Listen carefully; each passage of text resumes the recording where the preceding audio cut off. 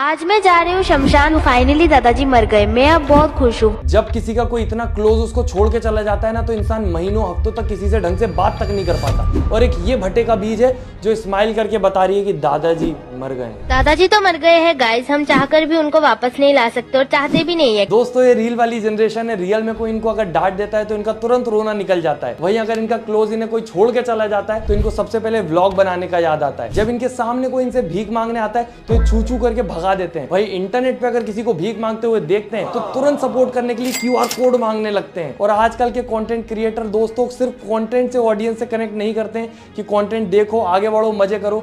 ये व्लॉग्स बना के पर्सनली उनसे कनेक्ट करते हैं, उन्हें इन्फ्लुएंस करते हैं। पर इन्फ्लुएंस हमेशा अच्छा हो ये तो जरूरी नहीं है। आज मेरी दादी की रिसेप्शन है गाइस। दादाजी के मरने के बाद हम सब सदमे में थे। ये शादी नहीं होती तो हम सदमे से बाहर भी नहीं आ पाते। लेकिन आज बहुत ही खुशी का दिन है। बहुत लड़के भी तो होंगे ना, उनको पटाना भी तो है। आज तो 100-200 लड़के पट ही जाएंगे मुझे देख के। क्या ही करे, इतनी सुंदर जो हूँ मैं। कहानी इसकी झूठी हो सकती है, पर अगर ये सच्ची हुई तो दादाजी मर चुके हैं, दादी की दूसरी शादी हो रही है और पोती के दिमाग में सिर्फ ये है कि कैसे मैं वहां पे जाके 100-200 लड़कों को इम्प्रेस कर दूं। तुम्हें शर्म है कुछ? क्योंकि आजकल की जनरेशन का दिमाग रिलेशनशिप से आगे ही नहीं बढ़ पाता। बॉयफ्रेंड बना लूं, गर्लफ्रेंड बना लूं और कुछ नहीं मिलता तो सिचुएशनशिप में आ जाती हूँ। एक ये नया शब्द लेके आ गए ये लोग, जहाँ पर इनको लाइसेंस मिल जाता है कि ये मल्टीपल लोगों के साथ रिलेशनशिप का ट्रायल वर्जन ले सकते हैं। ये सब क्या देखना पड़ रहा है? Hello my cute red flags. तो अर्ज किया है हम गरीबों को नहीं पता रेड फ्लैग क्या होता है और क्या होता है हरा झंडा। हम गरीबों को नहीं पता क्या है रेड फ्लैग और क्या है हरा झंडा।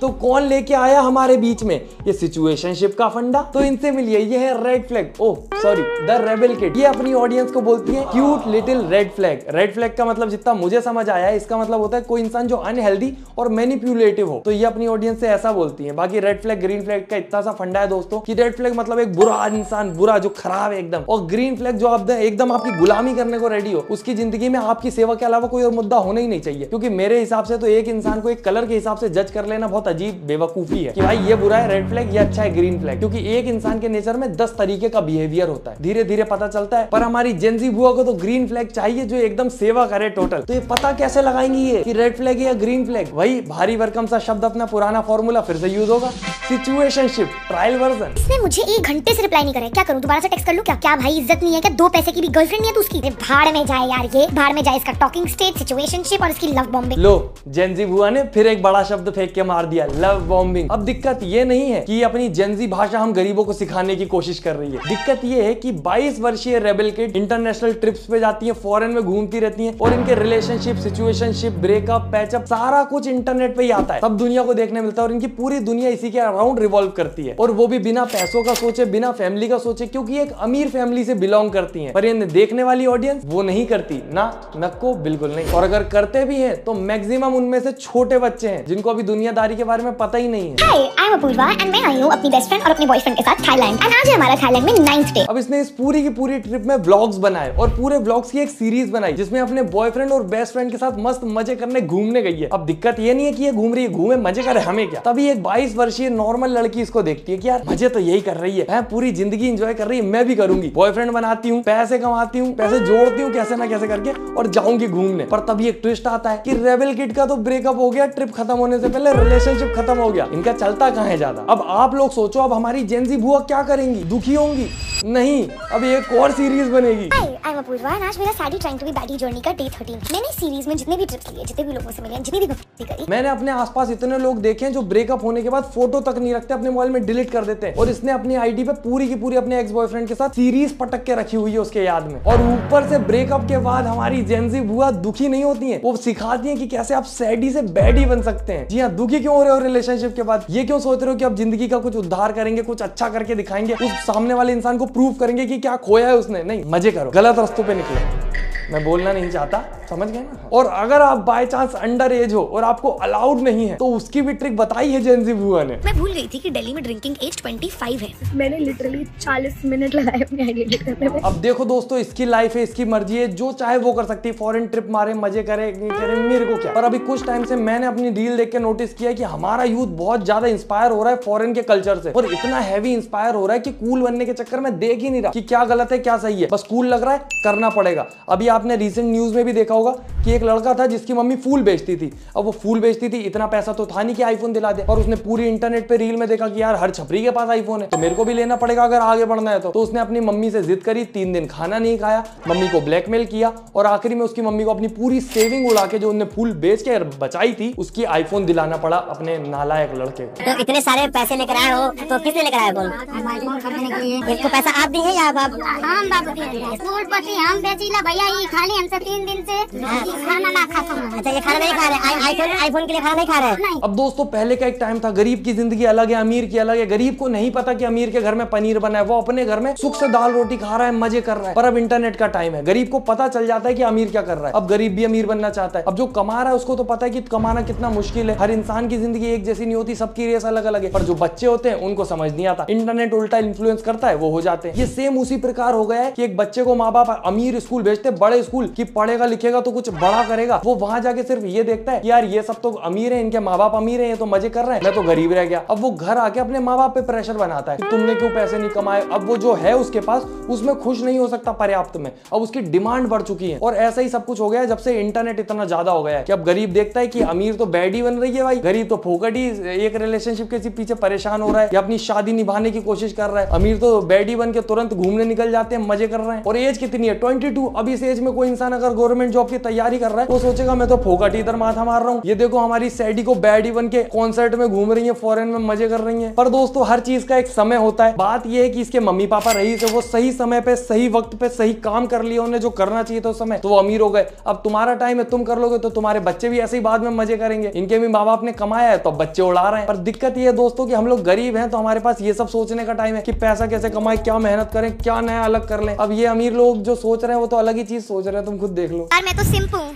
मुझे एक बार कोई पसंद आ जाए तो फिर बस वही मेरा जीवन गृहस्थी। मैं तो मेरे दिमाग में ऑलरेडी शादी हो चुकी है, टॉकिंग स्टेज में एक बार वो बस इतना कह दे आई लाइक यू, बस मैं तो बच्चे कर चुकी हूँ उसके अपने दिमाग में। बाकी ये बेचारी तो जेंजी की छोटी ब्रांड एम्बेसडर है, बड़ी वाली तो बहुत ज्यादा फेमस है भाई। और वही है जिसने दादाजी के श्राद्ध वाले जो व्लॉग्स हैं वो ट्रेंड में लाई थी, उसने ही पहली बार ये बड़ा काम अपने हाथ में लिया था। और जानते तो हो ना, नहीं जानते हो तो और अच्छा है, क्योंकि इससे तो भगवान ना करे कोई इंस्पायर हो ना, नको बिल्कुल नहीं। I ended my 8-month situationship. It was hard for me. वाह, ये अमीर लोग सिचुएशनशिप में आ जाते हैं। गरीब आदमी के पास रिलेशनशिप में रहने का टाइम नहीं है। उन लोगों के पास एक गर्लफ्रेंड है, वो उसको टाइम नहीं दे पा रहे। इन लोगों के पास 10-10 सिचुएशनशिप चल रहा है। और बहन उसको सिचुएशनशिप नहीं बोलते हैं, उसको लड़के के पीछे लगे रहना बोलते हैं कि जब तक वो पट नहीं जाएगा तुम पीछे लगी रहोगी। 8 महीने में भी नहीं पटा वो। और उसके बाद ये क्या होता है, सिंपैथी के लिए कैमरा लगा के रोने भी लगे। कैमरा लगाना याद कैसे आ जाता है रोते टाइम, मेरे को तो ये बताओ। ऊपर से सिचुएशनशिप वाला वर्ड आ गया, हर जगह यूज कर देते हैं। सिचुएशनशिप नहीं थी, तुम एक तरफा पीछे लगी थी बस उसके। अब कोई अगर देख रहा हो जिसके पीछे कोई लड़का लड़की लगा हो, उसको रिजेक्ट करना चाह रहा हो तो वो सोचेगा यार ये बढ़िया सिचुएशनशिप में रखते हैं इसको, लटका देते हैं इसको, लटकनशिप नाम रख दो इसका, सिचुएशनशिप मत रखो। और एक और टर्म है दोस्तों जिसके बारे में तो अभी हमने बात ही नहीं करी, बेंचिंग। बिठा देते हैं लोग बेंच पे कि अभी जिसके साथ हम रिलेशनशिप में, कभी अगर ब्रेकअप होगा फ्यूचर में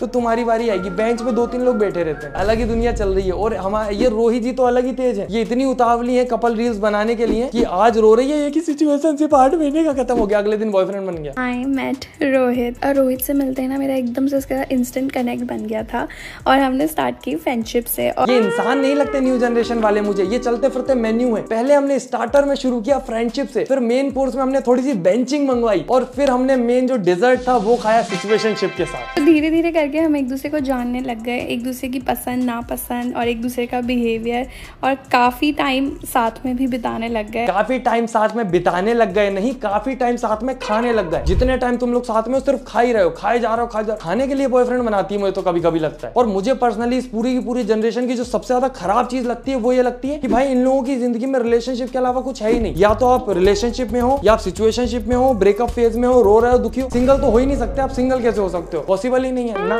नको बिल्कुल नहीं। और ऊपर से बॉयफ्रेंड गर्लफ्रेंड भी ग्रीन फ्लैग ग्रीन फॉरेस्ट जैसे चाहिए, पूरी अनरियलिस्टिक एक्सपेक्टेशन लेके चलते हैं और उन पे ठप्पा लगाने के लिए ऐसे इन्फ्लुएंसर आ जाते हैं। How I get princess treatment on daily basis। सुबह उठते मेरा बॉयफ्रेंड मेरे लिए गर्मा-गर्म कॉफी बनाता है, उसके बाद वो मुझे लेकर गया grocery shopping, because I love grocery shopping. और साथ में ना मुझे एक्सपेंसिव शिट भी दिलाता है, जैसे कि पानी की बोतल। मुझे प्यास लगी तो he got me this, end of course he paid the bill because main should pay the bill, and he always open boyfriend does for me. After grocery shopping में boyfriend ने मेरे लिए गर्मा गर्म breakfast बनाया. He always take care of my diet. क्या चाहिए एक लड़की को कि उसका boyfriend healthy and tasty खाना बना के उसे खिलाए.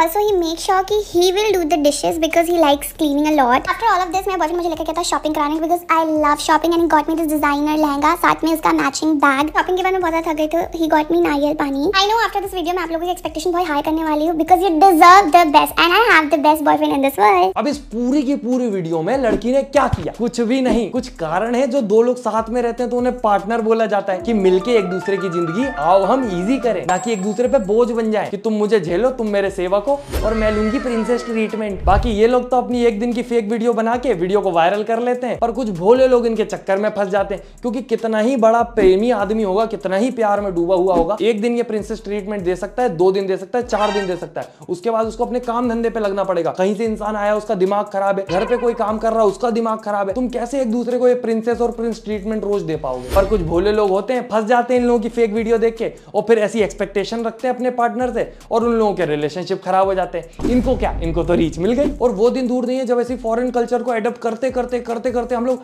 हर चीज नॉर्मलाइज कर देंगे जो वहां हो चुकी है, क्योंकि ये जो यहाँ अब हो रहा है ये वहां बहुत पहले हो चुका और अब वो जिस जगह पे पहुंच चुके हैं हम वहां पहुंचने में भी ज्यादा दूर नहीं है. दोस्तों ये मैडम का कहना है इंसान के शरीर के बाल है, इनसे क्या घिन करना, हाइजीन का क्या रोना, इनको भी रखो, हर चीज नॉर्मलाइज कर दो. तो दोस्तों आज की वीडियो के लिए इतना ही. और मुझे पता है बहुत सारे रोही और रेबल किड के फैंस होंगे जो कमेंट में एकदम जेंजी लैंग्वेज में गालियां दे रहे होंगे, मुझे हेट पड़ रही होगी. पहले तो रो लो यार, मैं क्या कर सकता हूँ उसमें तुम्हारा. पर जितने लोग सपोर्ट करते हैं, जितने लोग मेरे पॉइंट से एग्री करते हैं, प्लीज कमेंट जरूर करें ताकि इस हेट की बाढ़ में मैं बह ना जाऊं, है ना. बाकी चैनल सब्सक्राइब नहीं किया है तो कर लो और वीडियो लाइक कर दो ताकि और लोगों तक जा पाए. इस वीडियो के बाद मेरी फीड की ऐसी तैसी होने वाली है, पूरे जेंजी भर जाएंगे. तो let me know if you want part 2, खुशी से बना दूंगा. बाकी हम मिलते हैं अगली वीडियो में. Tata bye bye, good night, धन्यवाद. मम्मी मैं सिग्मा हूं या सिंप? क्या मतलब तू गेबला है?